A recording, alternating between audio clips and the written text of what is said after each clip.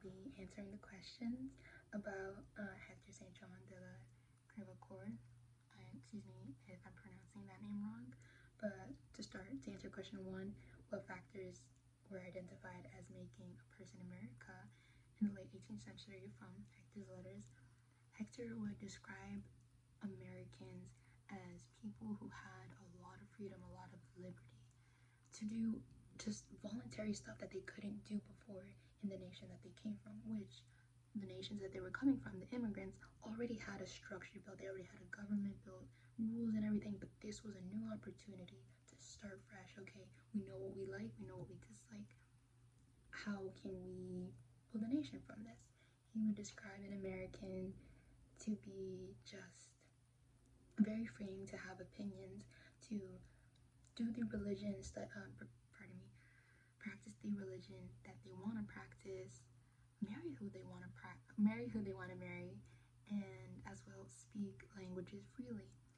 He would say that it was just a melting pot of the French, of the Dutch, of the Swedish, of Englishmen, and that's just the diversity he would describe is what makes America, diversity. Moving on to number 2, do I agree with the factors identified at the time? I do. Once I was reading the letters of Hector, I was like, his opinions really match with my own opinions, what I believe, even to this day, what America is. Of course, there are some things that are like a little iffy and they have contradicting opinions today, but among the things he said, I truly believe that it still makes a lot of sense today in our day. And something he said was an Englishman who can have a wife who's Dutch, and both of them can have a son who marries a French woman. That is very much prevalent in today's America.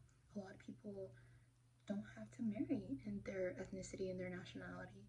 For example, and that's not the same for other countries. For example, in Poland, it's common that a Polish man would marry a Polish woman, since that's the only ethnicity around. But here in America, there's not an official, of course there's overtaking ethnicities, but here there's no official race, you can say, as well as there's no official language, there's no official national language. Why? Because we just have so many languages from so many diverse people that we don't have one.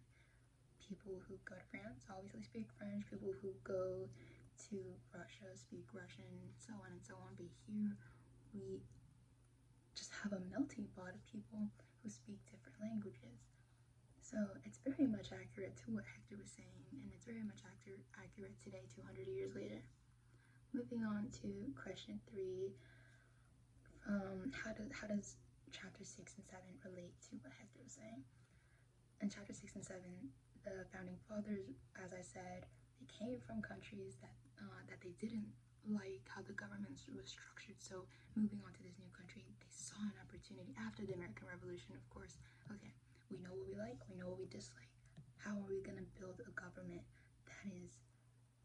that stands on the national stage of the world? You know, as we are the country that promotes freedom, where you can come here and be who you want to be, and we have a government that will allow you to do that. We have a government that will allow you to be free.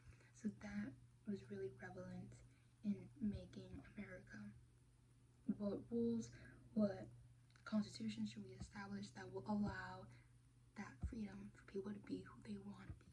Because obviously from experience, they had experience, we want to be free, you know? Moving on to 4, in my opinion, does any remnant or legacy of this fracture still play a role in modern American?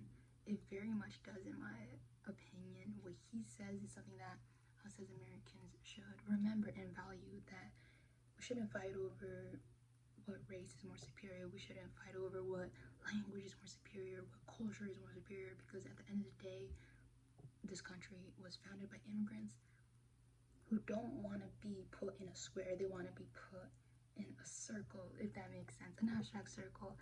We don't want to be like every other country who limit themselves, you can say, not to put down other countries, but in my method of saying, just to build ourselves up, as Hector was saying, because at the end of the day, our persistence to have new ideas, new opinions,